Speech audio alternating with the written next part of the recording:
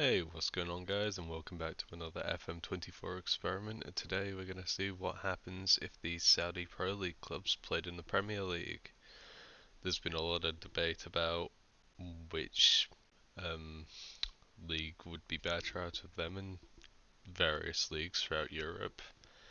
So I have placed the three current top performing teams from real life in the Premier League, replacing the three bottom teams. I've also done the same with the championship, but each has four in these leagues. And we're going to sim 25 years into the future to see how they perform. We've done this down to the Vanarama National, so all 18 Saudi Pro League clubs are in the Football League. And we'll just have to see how that goes.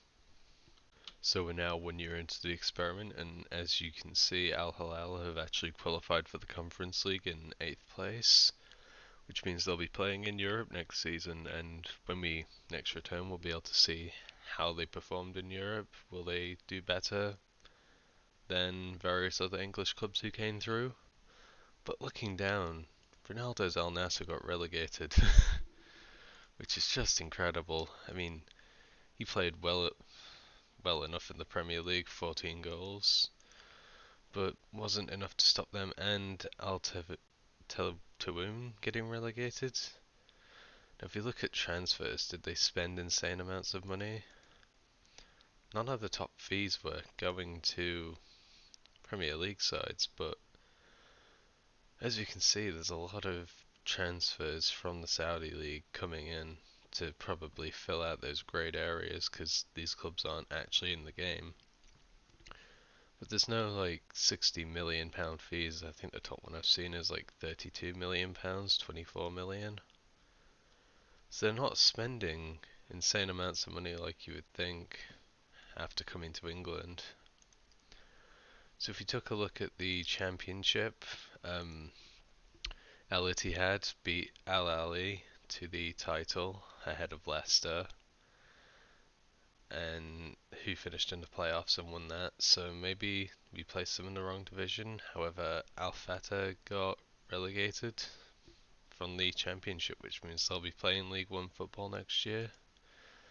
Now down in League One, we've got Al Shabab and Al Faya coming up with Damak, and there's one more in this division.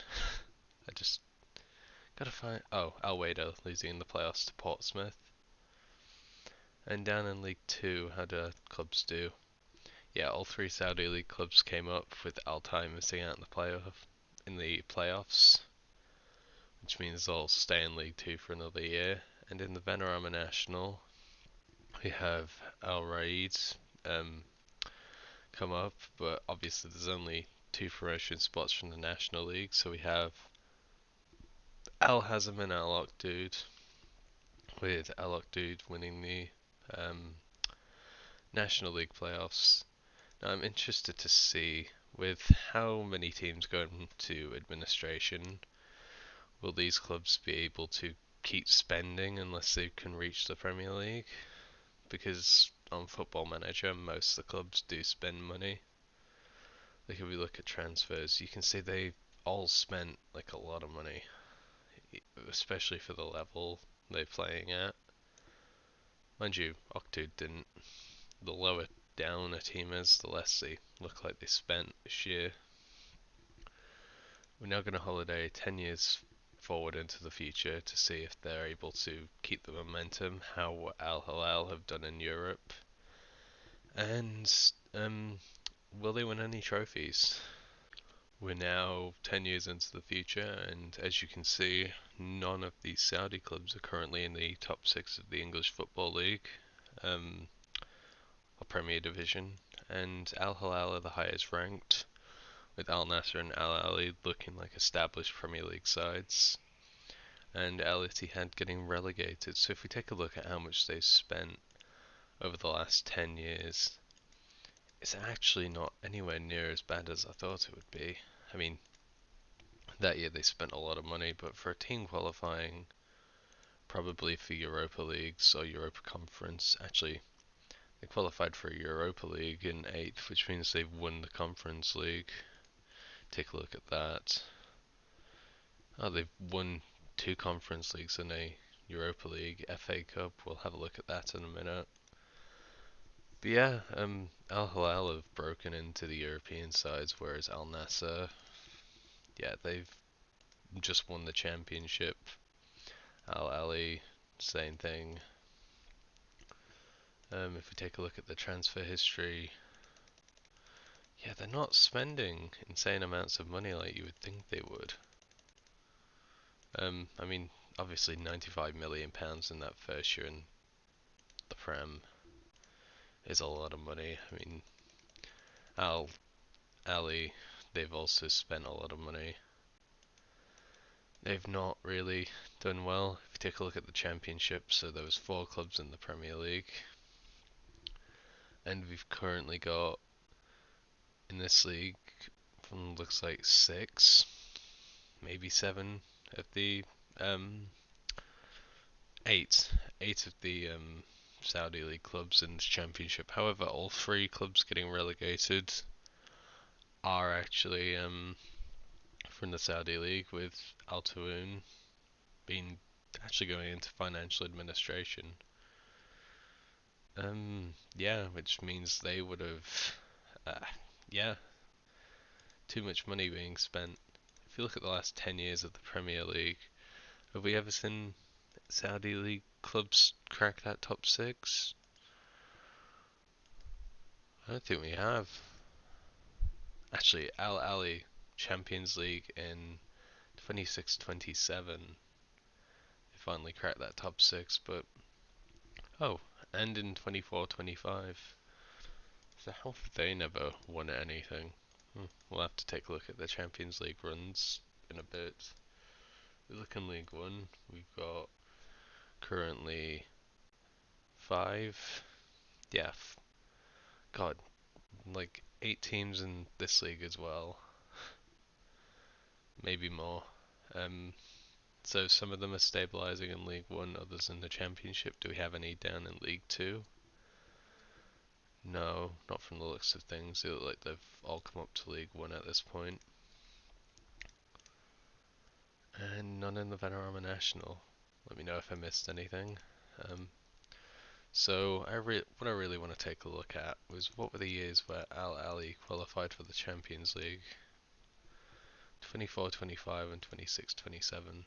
Okay, so if you look at their schedule, look at 25-26, yeah, they've got Champions League football that year, so I don't think they made it out the league phase. Yeah, lost in the league phase. God, I mean, they won a couple games, but I don't think it was quite enough.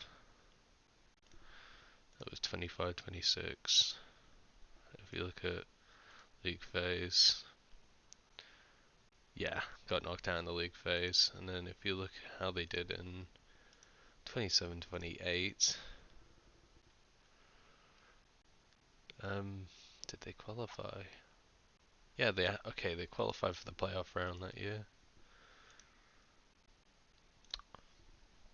And you'll see, yeah, they actually they made it to the Champions League semi-final before being knocked out by PSG. Alright, so if you look at the Europa League, which Al Ahly won in, sorry, Al Hilal, yeah, 25-26, and Al Ahly lost in 29-30. So if you look at 25-26 season, put that in.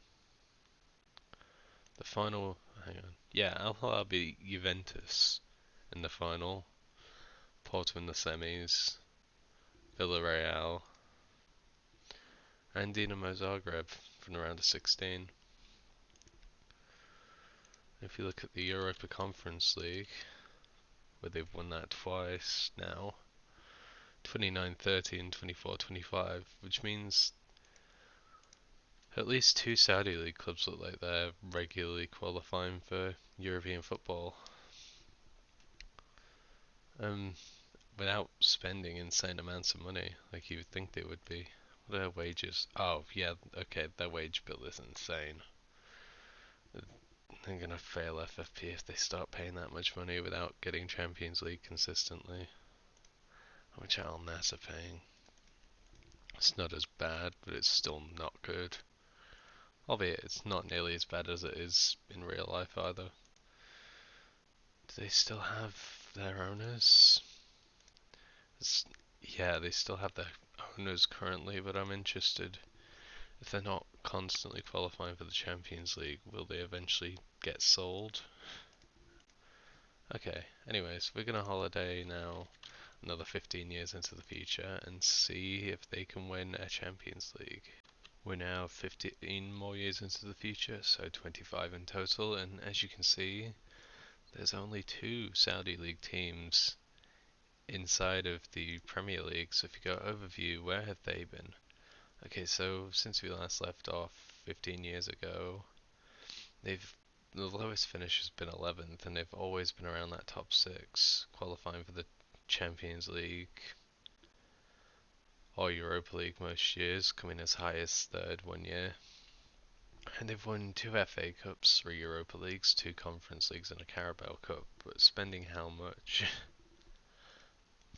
Spending, again, it's not completely insane. Like if you look at let's just look at Newcastle for example, who have the same amount of money, probably about the same as a team like Newcastle spend, but obviously doing a lot less with it than Newcastle have. They've won a title and come runner-up a lot of times in the last 25 years.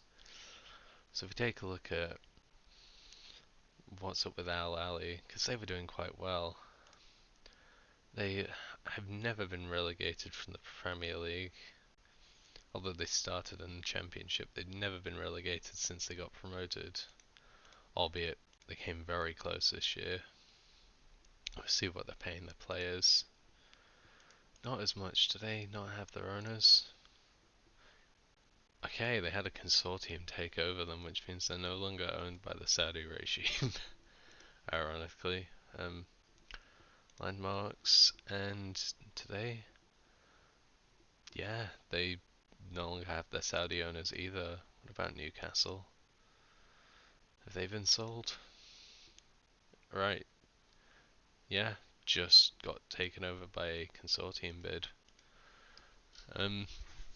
It's just Saudi Arabia actually isn't in football seemingly 15 years from now, but check out the Championship. Al Nassr have just been promoted in first, and in this league there's a lot of the Saudi League clubs,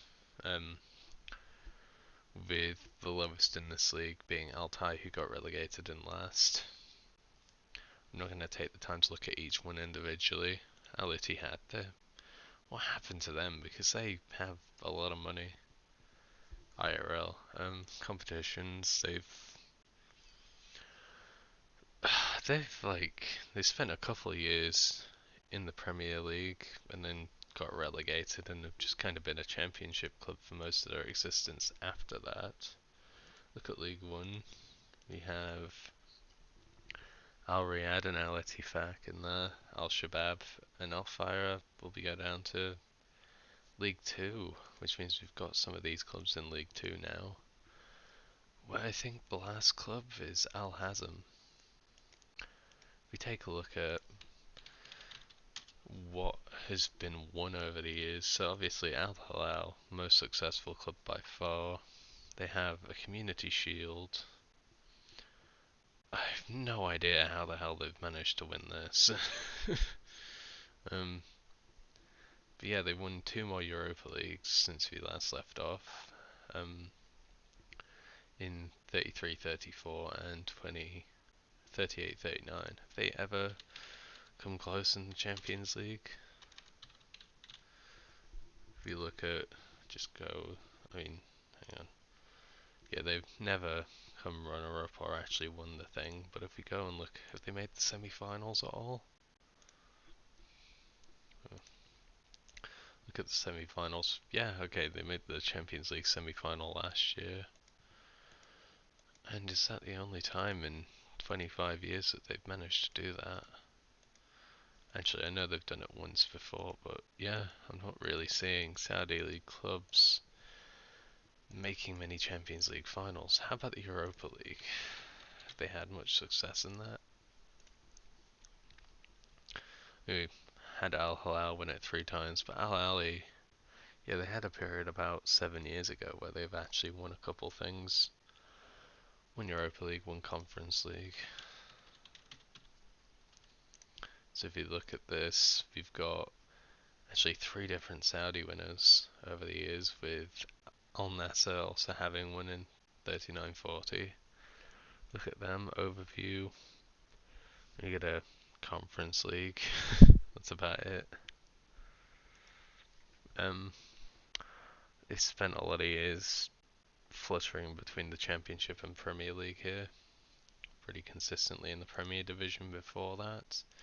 If you look at the Premier League, we've got the last 15 years. Have any of them gone into administration is what I'm looking for. But yeah, there we go. They went into administration in 2041-42. Does that mean they lost their owners that year? Yeah, they had a takeover in 2041 and it led to them getting put into administration less than a year later when the new owners couldn't handle the wage bill that they had built up, assumingly. Obviously, I don't have a save file from that year specifically, but if you look at, yeah, they're not paying players anywhere near as much anymore. Which means as soon as the Saudi owners left, they no longer have the ability to pay those massive wages. And they're left in kind of a rut where, I mean, they're paying 25k a week. I don't think Al Tawun are one of the clubs that ever had the rich owners to begin with. They might still have Saudi owners if they're paying 100 grand a week in the Championship and not going into administration. No, they had a takeover bid, and yeah, a couple times actually, and they were actually failing FFP a couple years after that, which it's hardly surprising because they were massively overpaying. But what has happened to our lowest placed club, Al Hazm? I don't think they had rich owners, but how much do they have in the bank? Finances, is that £20 million? That's not a bad amount of money, but they no longer have an underwriter or any sort of rich owners. If you look at Al Hilal, how are they doing financially? Yeah, I mean, they've just got general Champions League money underwriter. They started with a front end backer. Yeah, so a lot of teams have gone into administration. Last check in the FA Cup, they haven't won it for years now, but yeah, only Saudi League team to win it is Al Hilal twice, and in the Carabao Cup, we have currently Al Hilal, yeah, the only team seemingly to win the Carabao Cup over the years. So none of the Saudi League clubs could actually dethrone Newcastle, and now, well, Tottenham are winning the Premier League, apparently. Seems like it's switched a lot between North London over the years. Yeah, basically without Saudi owners, they can't afford their wages. FFP kicks in. But that's all we're gonna see for this experiment today. If you enjoyed the video, like, comment, and subscribe, and I'll see you next time.